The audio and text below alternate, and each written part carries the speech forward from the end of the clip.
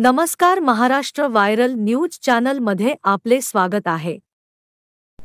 पाहूया यवतमाळ जिल्ह्यातील पुसद शहर हद्दीमध्ये भारतीय चलनाच्या 500 रुपयाच्या बनावट नोटा बनविणाऱ्या टोळीचा पर्दाफाश। 4 इसमाला केले अटक। स्थानिक गुन्हे शाखा यवतमाळ यांची कारवाई। एकूण 1,89,624 रुपयाचा मुद्देमाल जप्त।